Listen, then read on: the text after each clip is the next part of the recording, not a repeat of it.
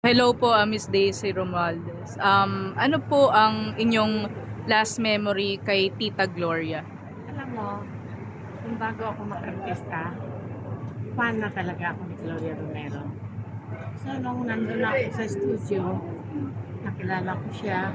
Siyempre, para akong nakataranta na na si Gloria Romero kaharap ko. Naging mabait siya sa akin. So, naging close kami. Lagi akong sumasama sa kanya maski siya. Kung minsan, doon pa ako natutulog sa bahay niya. Halos doon ako nakatira. Nung bata pa ako. Hanggat nagkaroon ako ng asawa, nagkaroon ako ng mga anak, sumali ang mga anak ko. Lahat ng problema ko alam niya. Basta parang kapatid ko na siya. Kaya masamang loob ko nang wala na siya.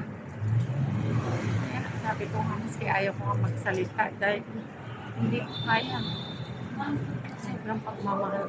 Napakabait na babae yan. Wala yung kaaway. Wala.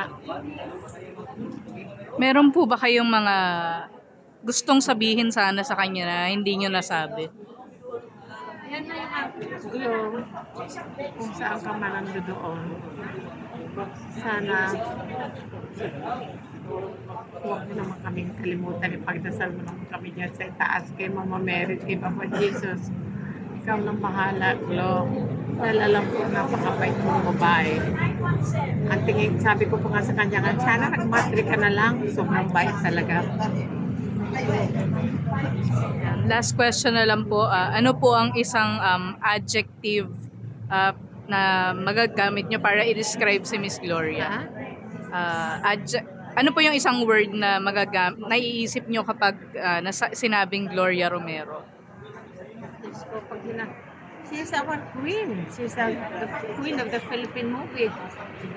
Pag inisip mo yon, pag sinabi mo Gloria Romero, wala nang iba. Wala nang ibang queen kung hindi siya lang. Siyempre, mayroon nga yung mga bagong dumadating na mga susunod na mga queen.